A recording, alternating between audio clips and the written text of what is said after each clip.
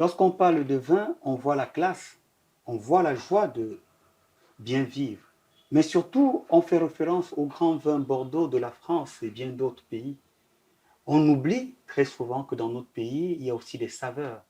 Mesdames et messieurs, bienvenue dans cet autre numéro de votre émission Le Ring. Nous recevons Monsieur Jean-Christin Téné, le directeur général de Saveurs des Vins. Il a bien accepté de nous recevoir dans ce beau décor maquillé des vins d'abord de chez nous, mais aussi des vins étrangers. Monsieur, bonjour. Bonjour, monsieur. C'est un plaisir de vous avoir ici et merci de nous avoir acceptés chez vous aujourd'hui. Plaisir partagé. Nous allons un peu, à l'entente de cette émission, parler de vous. Vous êtes originaire sans tribalisme de l'Ouest Cameroun.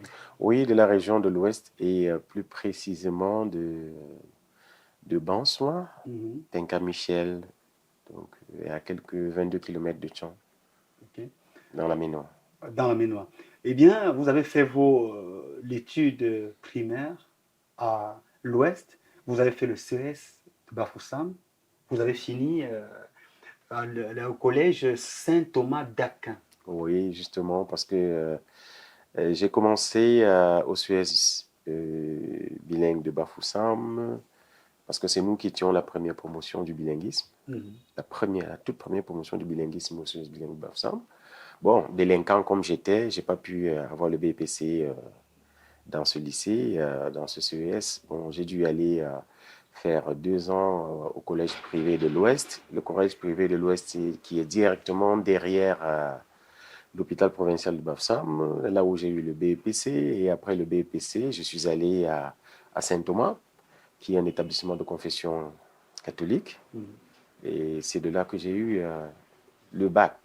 Oui, à l'époque, il y avait beaucoup de rigueur à Saint-Thomas d'Aquin. Jusqu'ici, ça reste parmi les meilleurs établissements au Cameroun. Ouais, beaucoup de rigueur, ça je peux le dire, hein. À chaque année scolaire, je me faisais envoyer au moins pour 2, 3 jours à chaque, à chaque année scolaire. Donc, Mais nous avons un peu fouillé dans votre vie. Il se peut que vous avez eu l'enfant difficile. Je m'explique très vite. Pas dans des familles riches, familles, j'allais dire pauvres, pour ne pas.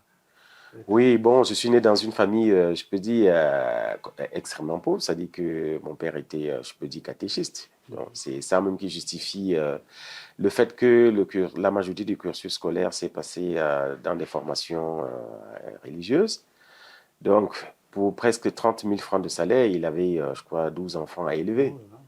Donc, chacun devrait se battre. Donc, c'est pas comme aujourd'hui. Donc, les parents devraient tous les jours attendre que vous, les enfants, ben, qu'est-ce que vous avez amené à la maison aussi pour qu'on puisse manger. Donc, déjà, dès 5 ans, je me rappelle le premier commerce que j'ai commencé à faire, je crois que je devais être autour de 5, 6 ans, c'était la vente des arachides. Hmm. Il fallait que maman cuisine des arachides, elle met sur la tête, tu t'en vas, tu vends, et puis le soir, tu ramènes le montant de la somme de ce que tu as vendu, l'équivalent des arachides qu'on t'a donné, et que c'est par là qu'on devrait programmer de manger à la maison. C'est ça qui vous a injecté le virus d'être un homme d'affaires. Oui, bon, l'apprentissage a commencé très tôt, parce Mhm. que... et après, cela s'est enchaîné, parce Mhm. que quand maman te donne, après des autres années, il faut travailler déjà pendant les vacances pour acheter les cahiers, les Mhm. livres, pour soutenir les parents dans leurs tâches. 12 enfants avec 30 000 francs de salaire, c'était pas évident. Et parallèlement, on était des grands agriculteurs. C'est-à-dire que il fallait aller au champ pour Mhm. sortir du champ tout ce qui était mangé. Donc Mhm. l'enfance n'a pas été beaucoup facile comme c'est le cas pour beaucoup d'enfants aujourd'hui, mais elle était agréable parce que quand nous regardons l'enfance que nous avons fait, c'était plutôt agréable comparé à ce que nous voyons aujourd'hui. Que pensez-vous très rapidement du travail des enfants? Est-ce que vous êtes pour aujourd'hui que les enfants, pendant les vacances, travaillent pour aider leurs parents ou vous êtes contre? Moi, je suis pour le travail des enfants. Mhm. Je ne sais pas là où est venue l'histoire où les gens racontent aux autres qu'il ne faut pas que les enfants travaillent. Sinon, on transmet la connaissance comment? Même la Bible le dit. Tu dois éduquer le jeune. Il doit marcher derrière toi, le jour, la nuit. Alors, est-ce que le Créateur qui nous a mis sur la terre nous a déterminé un âge? à tout âge. Dès que l'enfant commence à avoir un certain âge, où il peut parler, où il faut déjà l'amener.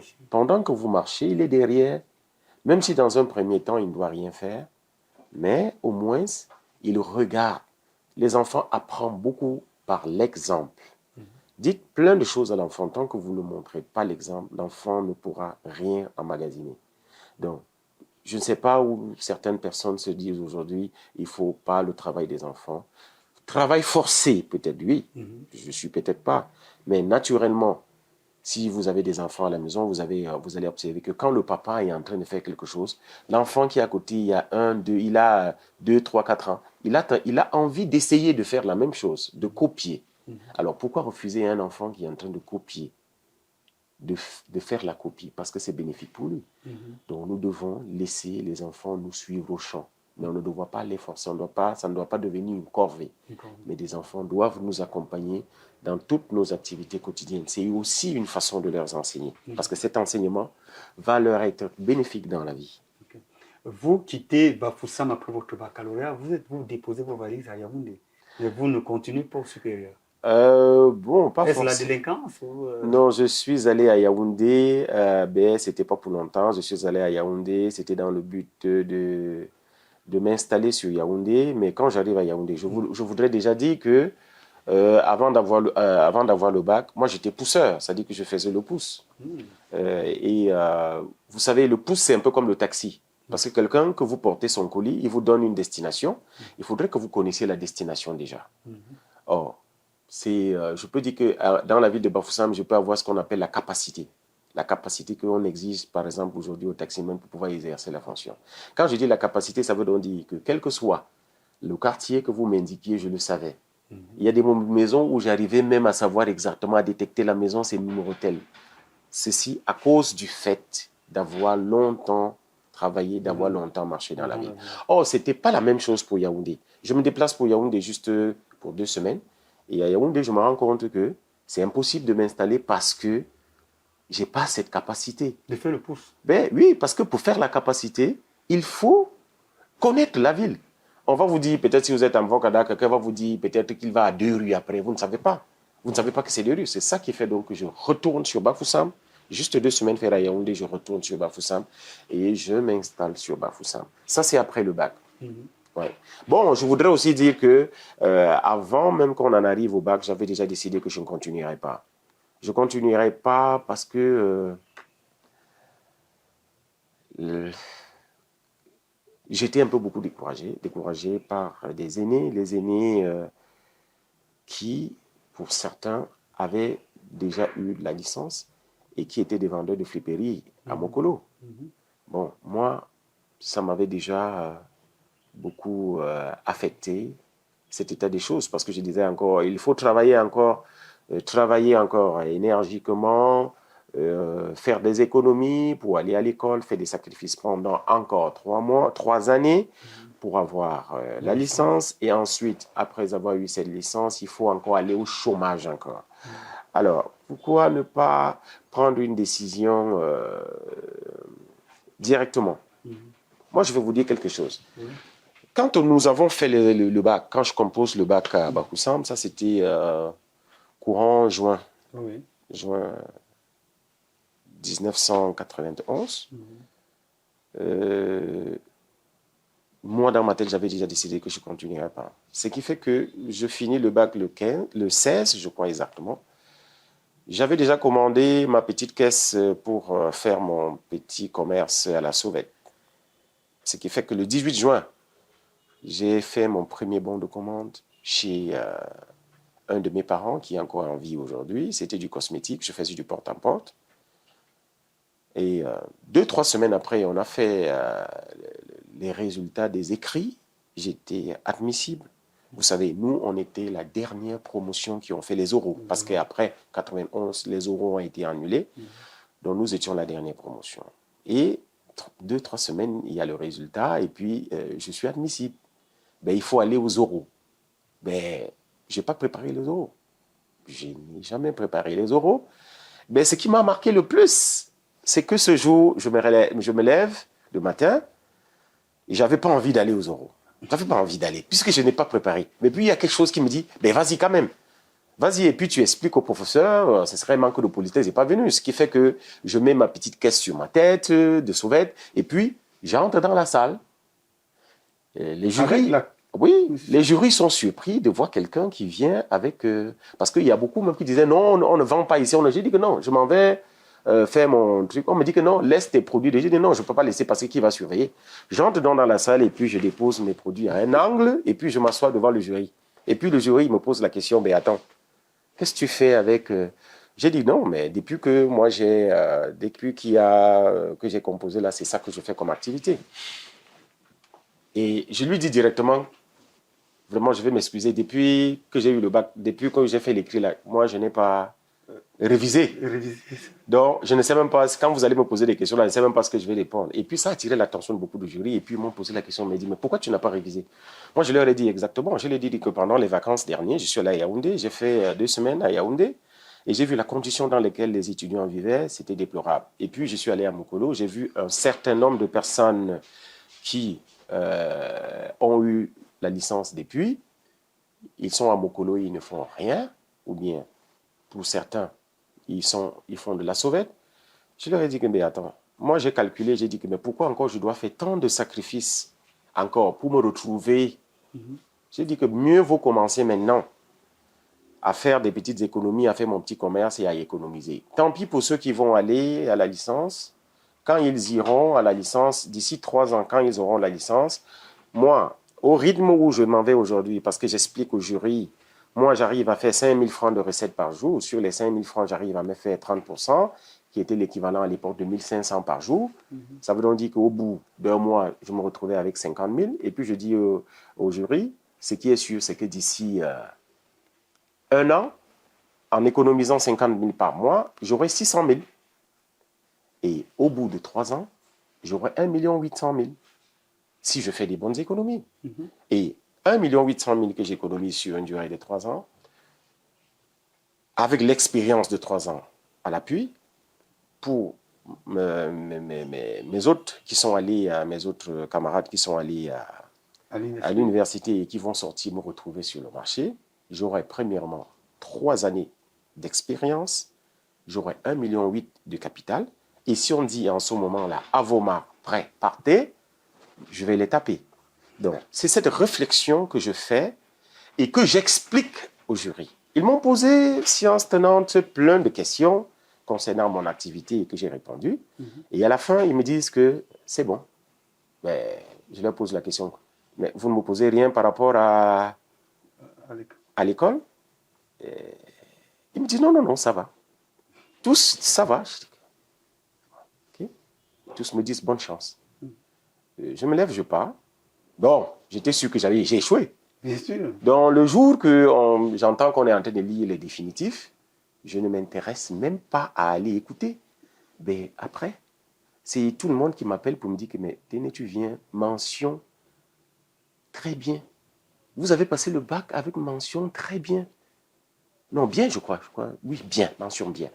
Je dis, mais attends, comment je peux passer le bac avec mention bien? Mais je n'ai pas répondu aux oraux, je n'ai rien répondu. 1 an après, durant, je crois que c'était à l'époque des Villemont, lors d'une marche, le désordre là, et puis je rencontre un de mes professeurs, et puis je lui dis, mais attends, mais prof, je n'ai rien répondu l'autre jour. Pourquoi est-ce que vous m'avez donné, il m'a dit quelque chose de très intéressant. Heureux, vous avez répondu plus que les autres enfants, parce que vous avez compris. Tout ce que nous vous enseignons à l'école, c'est pour vous aider à prendre des bonnes décisions, sages et soutenues comme ce que vous avez fait. Vous nous avez déployé votre plan d'action. Tu nous as expliqué exactement comment tu... Et nous étions tous unanimes, les membres du jury, que vous saviez exactement où vous alliez. Et je vais vous dire, ce même professeur qui était l'ami du principal, parce qu'après le principal du collège lui-même, l'abbé Watio, il a cherché à me voir, Watio qui est encore vivant aujourd'hui. La dernière fois, je crois qu'il y a moins de 3 ans, je l'ai rencontré au salon Air France quand je voyageais. Il était avec le nonce apostolique, et puis il me dit, Téné, mais qu'est-ce que tu fais ici? J'ai dit que ben, je voyage. Il me dit que je ne suis pas surpris de te voir là où tu es, parce que ceux qui voyagent par ici, c'est l'élite. Qu'est-ce que je t'avais dit? Que tu avais bien répondu. Ça ne me surprend pas, le fait que tu sois ici. Ça m'a fait un très bon un témoignage, ça m'a fait très chaud au cœur que certains aînés puissent avoir détecté que je prenais des bonnes décisions très tôt. J'étais très content. On a voyagé en business class ce jour avec le nonce apostolique. On a fait des commentaires durant tout le vol. Et puis, il me rappelait un certain nombre de choses. Du genre, l'école, aujourd'hui, nous aide juste à prendre des bonnes décisions. Beaucoup pensent que l'école, c'est pour aller chercher du travail, mais l'école nous aide aujourd'hui à prendre des D'où bonnes vous décisions. venez, j'ai envie de vous poser cette question, d'où vous venez cette sagesse très tôt? C'est surprenant quand on vous voit dérouler votre plan d'action lors de ces oraux. On a envie de dire, un expert en la matière était devant. D'où Bon, vous venez ce déclic? peut-être la souffrance, hein.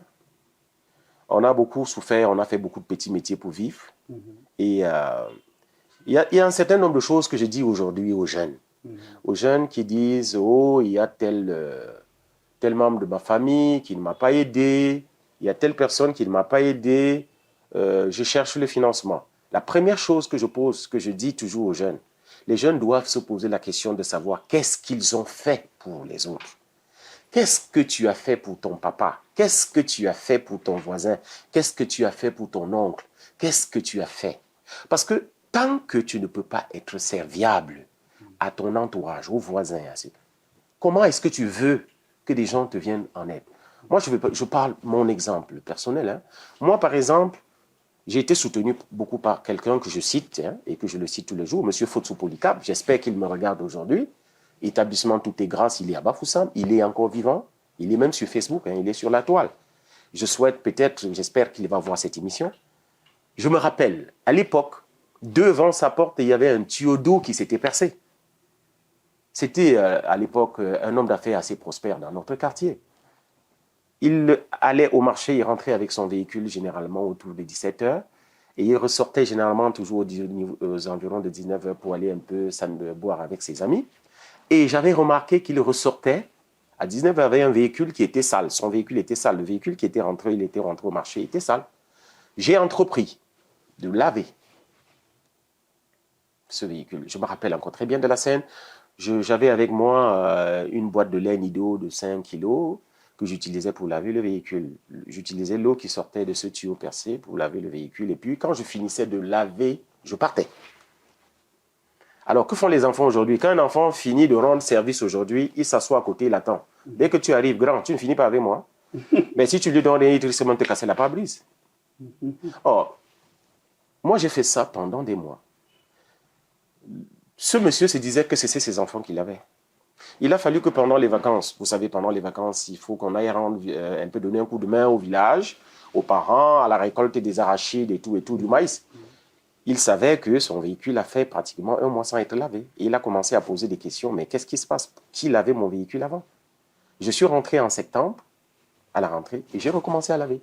Un jour, il revoit son véhicule, il recommence à laver, il se pose des questions. Ce jour, qu'est-ce qu'il a fait? Il rentre chez lui, et 20 minutes après, il ressort. Il me trouve en train de laver sa voiture. Et directement, moi, j'avais peur, je laisse tomber la boîte et puis je commence à fuir. Il me dit, viens ici. Parce que c'était quand même quelqu'un qui était très humain, mais très autoritaire aussi. C'est quand même monsieur de très humain. Il me fait, venir, je viens. En pleurant, il me dit, où est ton père? J'ai dit, mon père au village. Ta maman, ma maman au village. Tu vis ici avec qui? Avec mon frère en haut là. Tout petit. Et curieusement, j'entends, il appelle sa femme à la maison. Bernadette, viens. Sa femme sort de la maison. Cet enfant s'y a désormais un plat ici tous les jours. Il me dit, va continuer à laver. Je suis allé, j'ai fini de laver ce véhicule. Ben, je peux vous dire, ce jour, c'est la première fois de ma vie que j'ai mangé autant de viande. La première fois de ma vie. On m'a servi. Et depuis ce jour, ce monsieur, il m'a encadré durant toutes les vacances, durant samedi et dimanche. Je venais rendre. C'est-à-dire qu'il m'a dit, qu'est-ce que tu fais pendant les vacances? Je fais généralement le pouce. Il me dit, non, le pouce, là, désormais, c'est chez moi que tu fais. Tu viens, tu t'assois là. Tu fais le pouce. Tu ne vas plus nulle part ailleurs. Il m'a encadré pendant pratiquement de 16 ans jusqu'à 21 ans. De 15-16 ans, parce que je dois aussi avouer que j'étais pas facile, j'étais un petit délinquant. Il m'a encadré de 16 jusqu'à 21 ans. Ou à 21 ans, et puis je lui ai dit, je dois commencer un petit commerce. Il me dit, ben, t'as combien? Je lui dis, je viens avec tous mes petits postes radio, mon petit plaque de gaz que j'utilisais à l'école quand je faisais terminale que j'ai vendu. Je suis venu déposer 35 000 entre ses mains. Et puis, il m'a fait mon premier crédit de 285 000. Je n'oublierai jamais le montant, 285 000, que j'ai entièrement remboursé. Parce qu'aujourd'hui, l'un des problèmes aujourd'hui des jeunes, c'est quoi? C'est que quand des jeunes ont la possibilité d'avoir quelqu'un qui les soutienne, une fois qu'ils ont l'argent en main, personne ne veut plus rembourser. Chacun va inventer des motifs ci par là pour ne pas rembourser. Donc, c'est pourquoi moi je dis aujourd'hui, les enfants aujourd'hui doivent apprendre d'abord à rendre service. Il faut rendre service pour rien. Quelle que soit la personne, il faut rendre service aux voisins. Il faut rendre service aux oncles, aux tantes. D'abord à tes parents. Parce que demain, quand tu finis de travail de ton cursus scolaire et que tu es en train de chercher du travail, le tonton que tu aides tous les jours va te voir et te poser la question. Mais attends, petit, qu'est-ce que tu fais? Ouais, tonton, j'ai fini l'école et puis je n'ai rien à faire. Mais attends, il va sentir, il va passer le temps à voir le travail que tu as fait pour lui, ce sera comme un poids. Il va lui-même partout chercher là où il peut te trouver du boulot, lui personnellement. Qu'est-ce qui va le motiver à faire ce genre de choses? C'est l'abnégation, la façon avec laquelle tu lui as rendu service pour rien. Et ce service, c'est quoi généralement? Fendre le bois, laver les assiettes, laver la voiture de tonton, ainsi faire des petites, laver le sol, faire des petites tâches, nettoyer la cour. C'est autant de choses qui, aujourd'hui, a perdu. Les enfants, aujourd'hui, ne font plus ce genre de choses à leurs aînés. Quel que soit le petit acte qu'ils posent, ils attendent que directement, là, tu dois leur donner quelque chose. Quand un enfant, aujourd'hui, regardez seulement, quand vous allez quelque part et que votre voiture a un problème ou fonce quelque part, non, vous allez voir au moins 10 jeunes qui vont venir. C'est pour vous aider. Mais dès que vous sortez de ce trou, si vous ne donnez pas l'argent, on va vous casser le véhicule. Hein. Bien sûr. À l'époque, à Bafoussam, nous, il y avait un truc qu'on appelait le hallon déchargé. On était contents pendant les vacances de suivre des véhicules qui transportaient du maïs pour aller décharger. Pour rien, ces véhicules, transporter le maïs, mettre dans le grenier du propriétaire. Pour rien. Aujourd'hui, ça a disparu. Ces valeurs ont disparu. On privilégie beaucoup plus. On ne fait rien pour rien. Je peux dire que cette formation vient aussi de là. Et aujourd'hui, on a, moi particulièrement, avant que je ne quitte Bafoussam pour Douala, je n'ai pas grandi avec mes parents. Mais je peux vous rassurer que je n'ai jamais eu faim parce qu'à chaque maison que je passais, j'avais un plat qui m'attendait. J'avais un petit plat, quelle que soit la petitesse du plat. Là, c'était à cause du service que je rendais. Ok. Vous êtes aujourd'hui un homme accompli, directeur général de Saveurs de Vin. On marié 6 enfants. Est-ce que vous vous sentez vraiment un homme accompli? Oui, venant, si je regarde là où je viens, je dis oui. Je me rappelle quand j'ai acheté mon premier véhicule en 2002, ben, j'ai passé, comment je peux, des jours et des jours à me poser la question de savoir si c'était moi. Donc, si je regarde encore entre de 2002 à aujourd'hui, je peux dire, je me suis accompli. C'est le fruit d'un travail acharné, mais... Comment entrez-vous dans le vin aujourd'hui? Parce que parlons vraiment de votre domaine d'activité maintenant. Oui, je veux dire, si je veux parler de l'activité qui est mienne aujourd'hui, je voudrais faire une rétros. Oui, bien sûr. Parce que avant d'être dans le vin aujourd'hui, j'ai fait beaucoup de métiers. Okay. Quand je quitte l'école directement, le premier métier que je fais, c'est le cosmétique. Je suis j'ai beaucoup de connaissances en cosmétique. Après le cosmétique, j'ai fait des déplacements pour le Nigeria dans le divers arctique, pour lequel j'ai fait pratiquement 7 ans. Au Nigeria? Oui. Entre le Nigeria et le Cameroun. Après le Nigeria et le Cameroun, j'ai fait le Tchad, j'ai fait le Bénin, j'ai fait la Côte d'Ivoire pour acheter des petits trucs que je vendais ici. Et après, je suis rentré. J'ai fait la petite boutique, c'est-à-dire que les shops là, que vous voyez du quartier, comme le Maguida, là. J'ai ouvert un petit truc comme ça. Ça veut dire, il y a des moments où on a des hauts, on a des bas.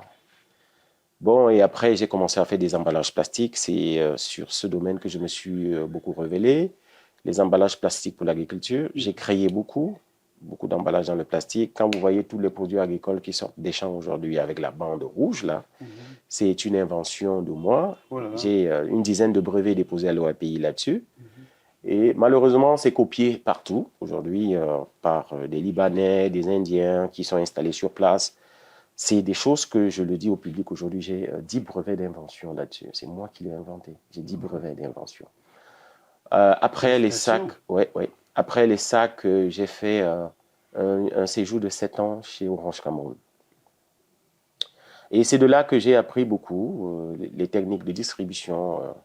À Orange, comme quoi, commercial? J'étais partenaire Ouest-Nord-Ouest. Donc j'étais distributeur de la région de l'Ouest et du Nord-Est. J'ai fait 7 ans en tant que distributeur Orange. Et puis, les techniques de vente, tout, on a reçu beaucoup dans la formation là-bas. Et je quitte Orange en 2008 pour d'autres horizons tels que la phytosanitaire, parce que 2008, quand vous vous souvenez les émeutes de 2008, j'arrive à Douala fraîchement, et puis il y a des émeutes, je commence à me poser des questions. Qu'est-ce qui ne va? On dit que non, c'est parce qu'il n'y a pas la nourriture à manger. On dit qu'il n'y a pas suffisamment d'intrants ou les intrants sont très chers, tout et tout.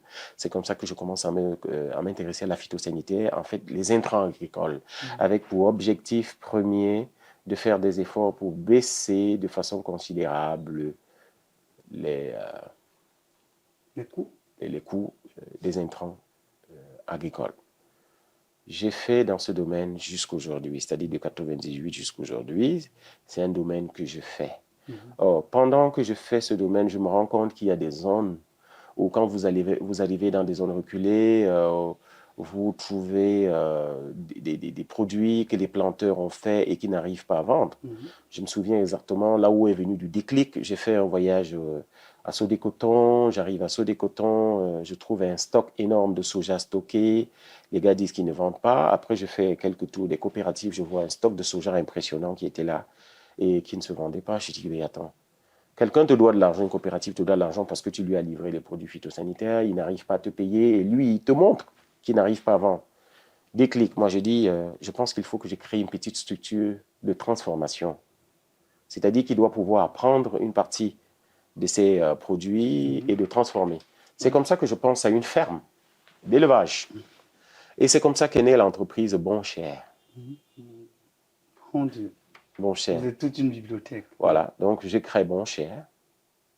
Et cette entreprise, elle est là, elle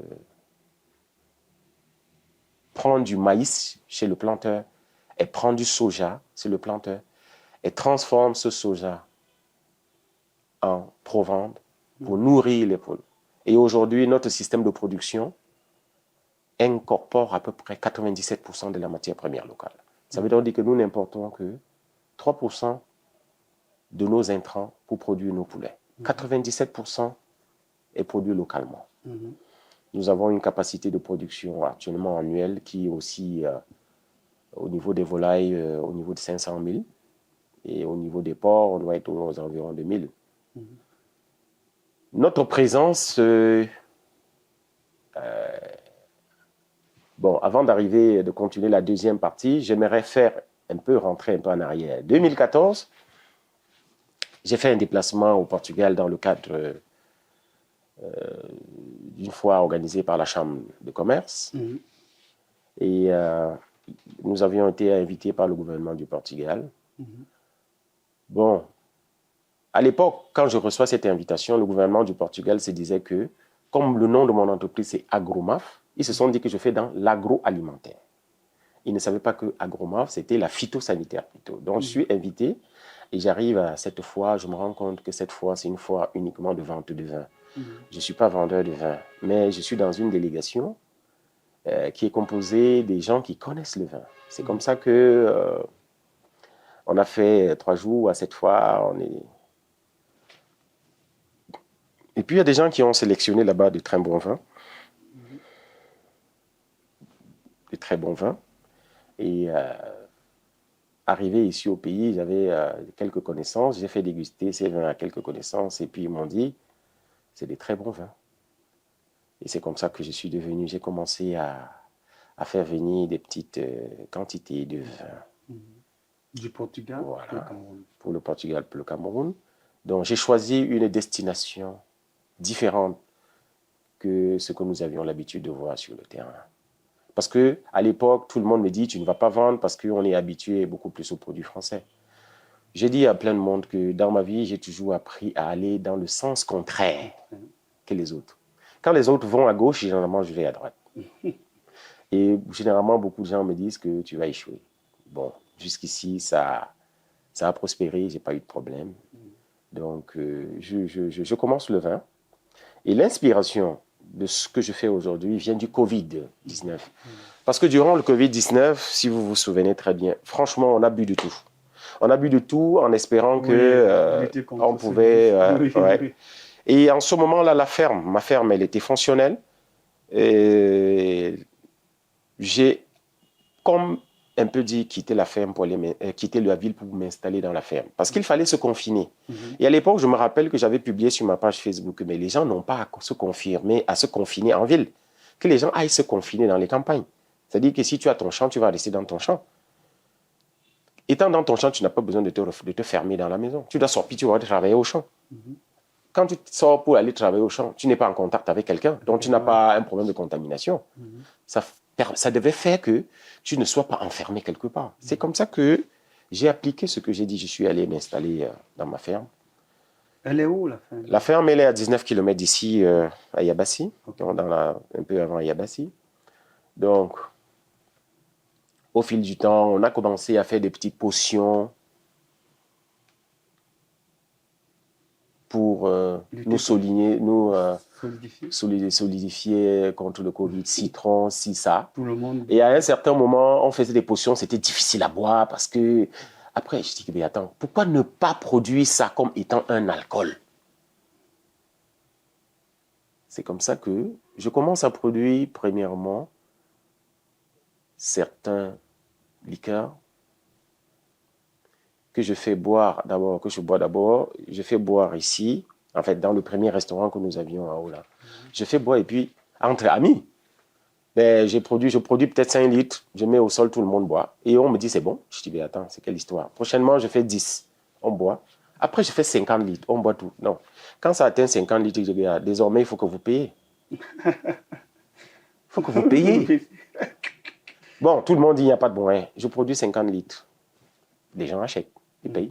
Après 100 litres, on achète. 500 litres, on achète. Après, j'ai dit, 1000 litres, on achète. Je dis, non, attends. C'est comme ça que j'ai commencé à produire. Le nom de votre marque, de ce vin? Oui, le nom, j'ai baptisé ça de The Root of Taste.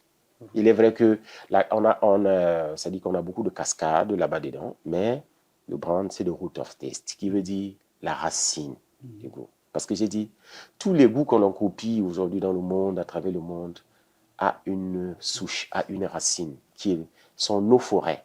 On a encore de la chance au Cameroun d'avoir des forêts pour lesquelles nous pouvons avoir des essences qui peuvent nous permettre de toucher du doigt la racine du goût. C'est comme ça que je l'ai appelé. Il est décliné aujourd'hui en presque 20 saveurs. Il y en a des saveurs assez célèbres aujourd'hui comme le Bitter Cola.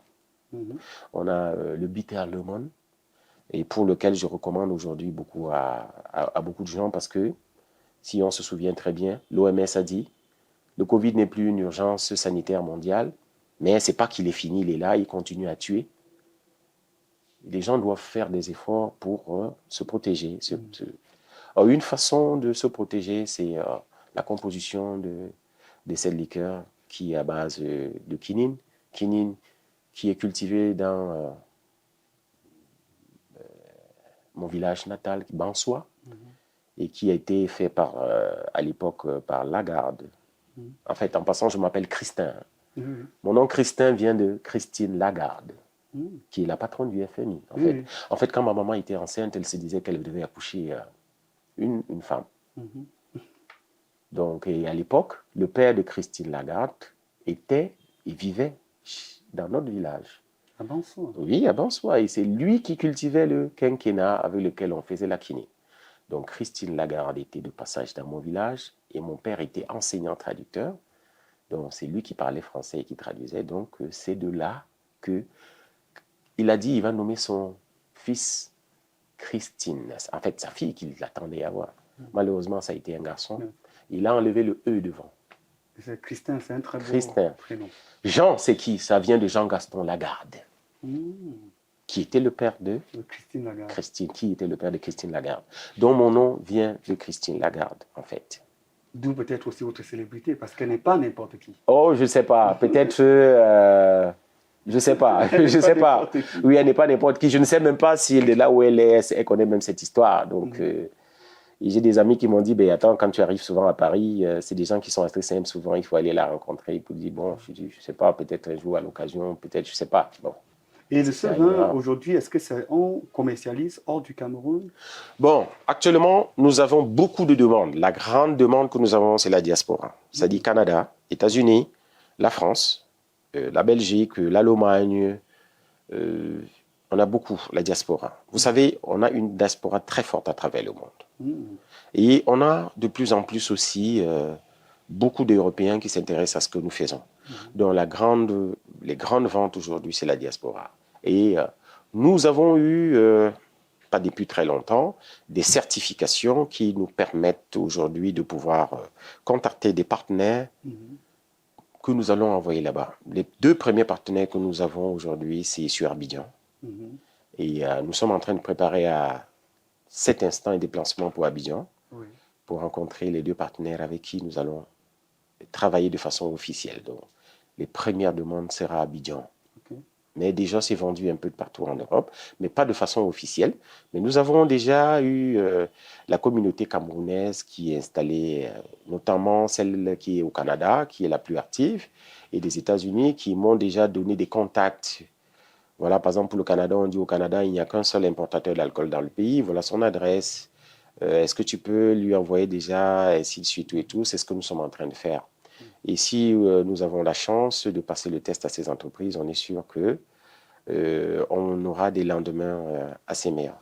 Et déjà au niveau de notre système de production, nous faisons des efforts pour que notre produit puisse tester, notamment les taux de pesticides qui sont de zéro, tout ça. Et au niveau international, c'est des choses qui sont beaucoup recherchées. Donc nous faisons beaucoup attention à la qualité des produits que nous faisons pour que ces produits, dès qu'ils arrivent sur le plan international, qu'ils puissent traverser tous les tests possibles. On comprend donc que votre vin est non seulement spiritueux, comme on le dit souvent, mais c'est aussi médicinal. C'est médicinal. Mais est-ce que le Cameroun lambda, le Camerounais lambda peut s'en procurer? Oui, justement, pourquoi pas. Quand je prends quelque chose comme le Bitacola ou le Bitter Le Monde, en bouteille de luxe, il y a 12 000 francs CFA.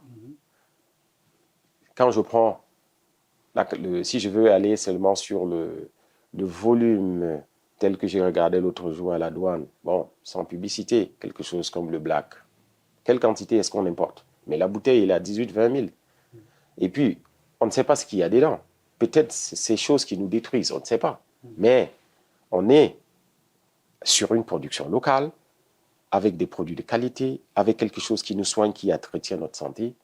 On se retrouve à 12 000. Je dis, c'est très moins cher. C'est très moins cher. Que pensez-vous de l'entrepreneuriat au Cameroun, M. Tene? Oui, l'entrepreneuriat au Cameroun, le secteur est encore très vierge. Donc, il n'y a pas beaucoup d'entrepreneurs et la majorité de ceux qui s'engagent dans l'entrepreneuriat, bon, beaucoup, par précipitation, ferment quelque temps après. L'entrepreneuriat au Cameroun, c'est le cardio, comme disent certaines personnes. Beaucoup parce qu'on a un système où on n'a pas accès au financement comme en Europe. On n'a pas beaucoup le soutien de l'État. Donc, chacun doit se battre individuellement pour pouvoir sortir la tête de l'eau. Mais comme je le redis toujours aux jeunes, l'entrepreneuriat, il faut commencer doucement parce qu'il y a un certain nombre de choses qu'il faut maîtriser avant de passer à la vitesse supérieure. Maîtriser la gestion des finances, maîtriser son domaine. Donc, il y a plein de choses qu'il faut maîtriser avant de passer à l'île. J'ai toujours été contre les jeunes qui commencent et puis qui commencent par des gros crédits. La connaissance du marché. Le temps que tu maîtrises le marché, que tu penses ici, ça là, les agios de ce crédit t'ont déjà étouffé et tu es mort. Il faut aller doucement. Et comment aller doucement? Certains me le demandent. Oui, bien sûr. Comment aller doucement?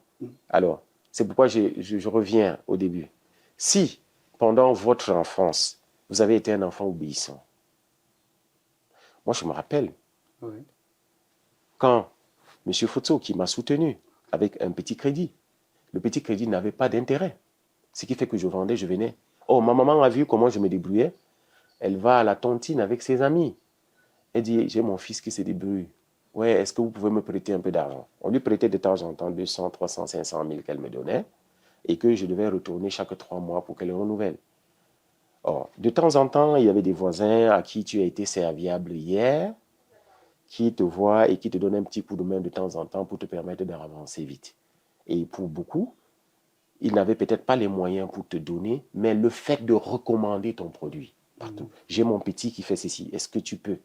C'est-à-dire, vous imaginez. Vous imaginez par exemple que tu es un jeune entrepreneur.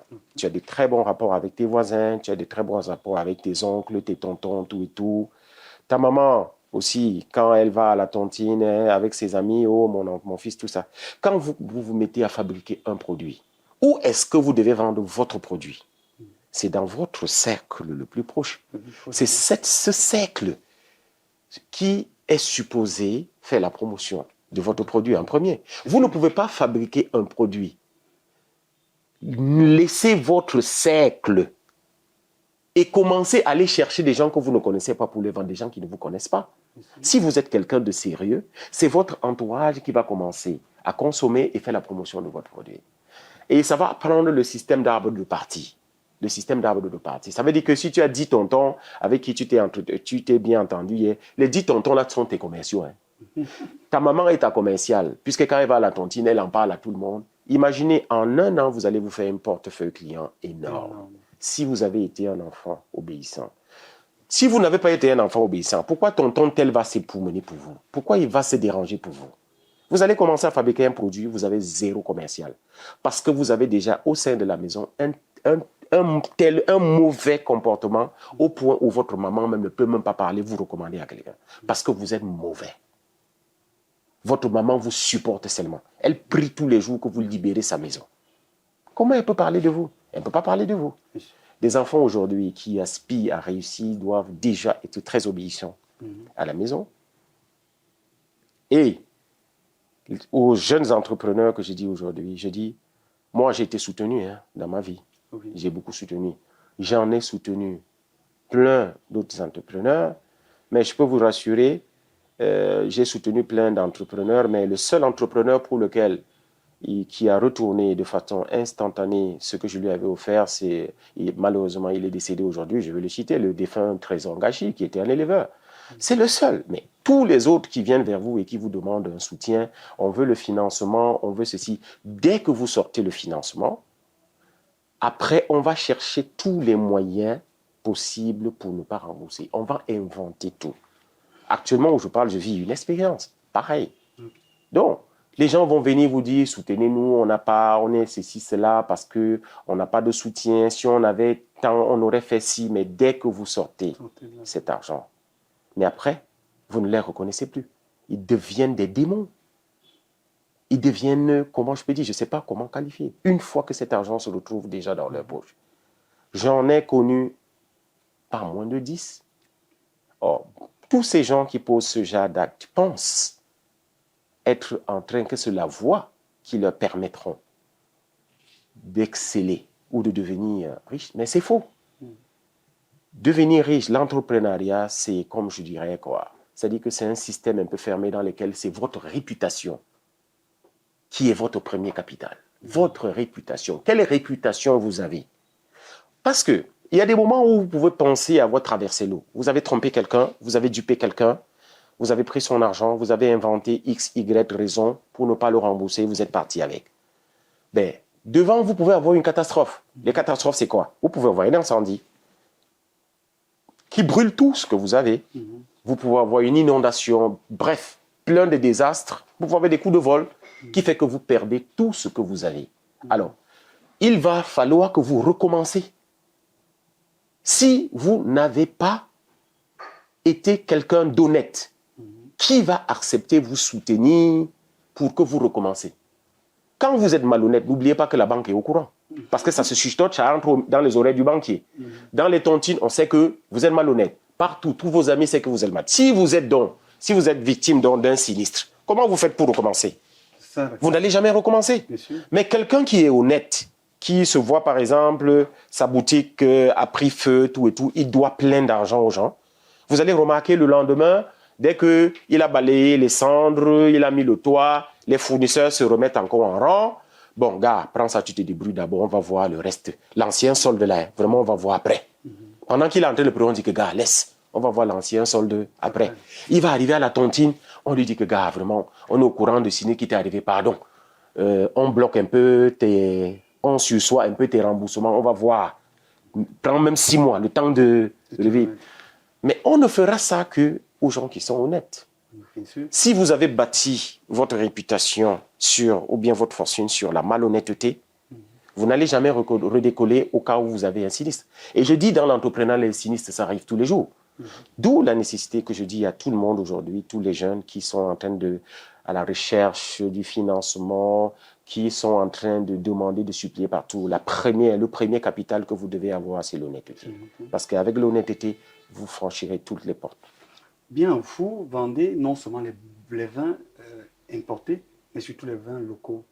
Et est-ce que vous avez mis sur pied une stratégie pour faire du camerounais et lutter contre ces produits importés? Que pensez-vous, justement? Oui, justement, l'idée aujourd'hui, c'est ce que le chef de l'État dit depuis 3-4 ans, par exemple, hein, l'import-substitution, le Made in Cameroun. Les gens n'imaginent pas.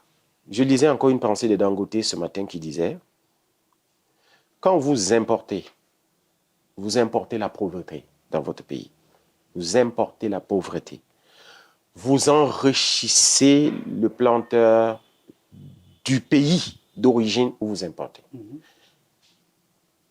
Vous rendez pauvre vos planteurs.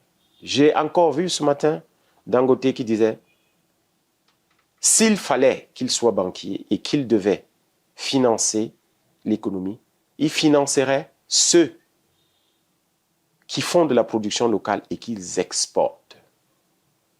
Moi, aujourd'hui, dans l'une de mes publications Facebook, je crois qu'il doit faire moi je dis, l'entrepreneuriat tel que nos aînés,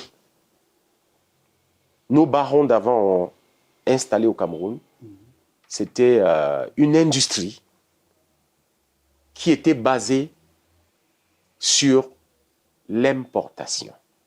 On a fait un peu semblant, on nous a fait croire que nous, on avait des industries. En réalité, on n'avait rien. Comment vous pouvez installer une unité industrielle qui consomme 95% de la matière première et importée? Ça n'a pas de sens. Vous avez une entreprise, vous dites que vous avez une société, vous avez une industrie, mais cette industrie dépend à 95% de la matière première importée. Ça vous dit que vous continuez à importer la pauvreté. Faites des efforts pour produire localement. Et c'est ce que nous faisons depuis pratiquement 2-3 ans. J'ai des amis qui me posent la question, qu'est-ce qui se passe quand j'ai commencé cette histoire de Made in Cameroun? Il y a des gens qui me posent la question, mais Téné, qu'est-ce qui se passe? Pourquoi est-ce que pourquoi est-ce que tu te rabaisses encore au niveau des petits producteurs là que je vois? Certaines personnes n'ont pas compris que le lendemain, c'est le Made in Cameroun. Ce n'est pas l'importation, c'est la fabrication locale. Et nous avons consenti énormément de sacrifices là-bas-dedans. On a sacrifié notre chiffre d'affaires.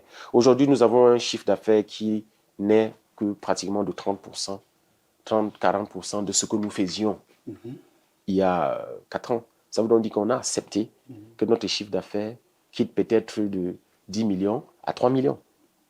Mais on accepte. Mais on sait que désormais, quand on est quitté de 10 pour 3, qu'à partir de 3, au fur et à mesure que nous montons, on monte maintenant avec le Made in Cameroun.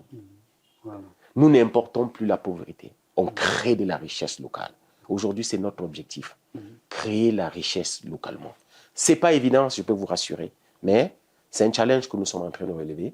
Et j'invite tous les Camerounais à nous suivre dans ce challenge. Le Made in Cameroun. Bravo. Et maintenant, je vais aller dans une autre question, peut-être avant l'avant-dernière. À vous écouter, vous parlez la langue de Molière avec acuité. Et quand on regarde, vous n'aviez, ce n'est pas une insulte, que le baccalauréat. J'ai envie de vous poser la question, est-ce l'expérience ou derrière ça, il y a eu d'autres formations? Parce que cette émission s'est destinée uniquement à cette jeunesse qui veut grandir. Oui, je dirais que le bac, c'est le diplôme minimum qui vous ouvre les portes à faire tout. L'université, ici, beaucoup de gens se rendent compte, à l'université, on fait beaucoup de recherches. Vous pouvez être dans l'entrepreneuriat, si vous avez arrêté au niveau du bac, vous pouvez être dans l'entrepreneuriat et continuer à vous former. Je continue tous les jours à me former jusqu'aujourd'hui. J'ai eu le bac en 91, ça veut dire que ça fait 32 ans. Je n'ai jamais cessé de me former. Je travaille souvent de 5 heures jusqu'à 23 heures, 22 heures. La vie, c'est un perpétuel apprentissement. On passe le temps tous les jours à apprendre. Il faut apprendre tous les jours. Quand vous rendez compte que vous avez des lacunes sur tel endroit ou bien sur tel endroit, mettez tous les efforts à contribution pour relever. Vous allez y arriver. Moi, je vais vous dire, moi, je vous ai cité tantôt, depuis ma jeunesse, au moins une dizaine de secteurs d'activité dans lesquels j'ai évolué. Si je veux prendre seulement les 3 secteurs d'activité que je fais maintenant, attention, si on se met à parler phytosanitaire maintenant, si quelqu'un est de passage là, il va me dire que je suis ingénieur agronome. Si quelque temps après, je change maintenant, on se met à parler vin, la personne qui va passer, il va dire je suis œnologue. Et si quelque temps après, je commence, il y repasse encore, je suis en train de parler élevage, il va dire je suis docteur vétérinaire. Tout ça, c'est l'amour. Quand vous faites chaque chose et que vous mettez de l'amour là-bas dedans, forcément, vous réussissez. Donc, vous pouvez, j'encourage tous les jeunes aujourd'hui, ne faire des efforts pour avoir au moins le bac. Le bac, c'est la base. C'est le niveau qui vous permet de comprendre la philosophie, la physique, la chimie. On ne va pas vous parler des choses que vous n'allez pas comprendre. Quelqu'un qui est allé jusqu'à la licence, il va vous parler de la philosophie, vous allez comprendre un peu. Il ne va pas complètement vous bluffer. Il va vous parler de la physique, il va vous parler de la chimie, il va vous parler. Tout ce qu'il va vous parler, vous allez quand même comprendre quelque chose. Vous ne serez pas tellement un bleu. Vous allez pouvoir esquisser quelques mots pour l'accompagner dans tout ce qu'il est en train de déployer. Ça, c'est le minimum qu'il faut avoir, le bac. Après, vous continuez vos propres recherches à la maison en fonction de l'orientation du business que vous aurez choisi. Merci, nous sommes à la fin. Et encore, je dirais encore, les jeunes aujourd'hui, il faut apprendre l'anglais. Parce que quand vous n'apprenez pas l'anglais, quand vous n'avez pas de connaissances dans l'anglais, les affaires sur le plan international, vous serez bloqué, complètement bloqué. Parce que le français, quand vous sortez déjà hors du Cameroun, vous allez vous rendre compte que personne n'utilise le français, hein, en dehors de la France. Mais vous allez voir donc que dans tous les pays que vous arrivez, quel que soit le pays du monde que vous arrivez, vous parlez l'anglais, on vous écoute. Mais on ne vous écoutera pas le français. Hein. Donc faites des efforts. Il ne faut pas continuer à faire comme les gens pensent, c'est facultatif. L'anglais, c'est facultatif. Non, ça va vous rattraper demain. Un mot de fin, peut-être en anglais. Oui, un mot de fin. Bon, en anglais, ça va dépendre. Parce que l'anglais que j'utilise, c'est beaucoup plus un anglais qui est orienté vers le business. C'est-à-dire qu'un anglais qui est beaucoup plus orienté vers les négociations d'affaires. Ça ne peut pas être un anglais qui va aller dans le sens de clôturer un débat. So, if I want to say something, I can say to all Cameroonians, to all the youth who are thinking maybe tomorrow to be, to build a factory, to make a business. To the first capital that you can have, it's to be honest. To be honest and hardworking someone. You are youth. You need to work hard at home. You need to work hard at home. You need to work hard, not only at home, work to all your brother, all the family. Need to be a person, a good person. If your uncle, your auntie give you something to do, you have to do it. And if when you do it, don't ask money all the time. Just do it. It will help you tomorrow. Because one day you will need help. And those people that you helped them before with nothing, they will do the same thing for you. That is what I can say to the youth. Thank you very much. Nous sommes à la fin de cette émission. C'est Monsieur Téné Christin Jean. J'ai été nourri de beaucoup d'expériences et j'espère que vous aussi. Retrouvez-nous ce samedi avec ce grand homme pour délecter de ses expériences. Et je sais que ça va vous toucher et ça va nous aider de développer le Made in Cameroun pour nous affranchir, n'est-ce pas, de la domination peut-être occidentale, j'allais dire tout simplement étrangère. Ciao, ciao.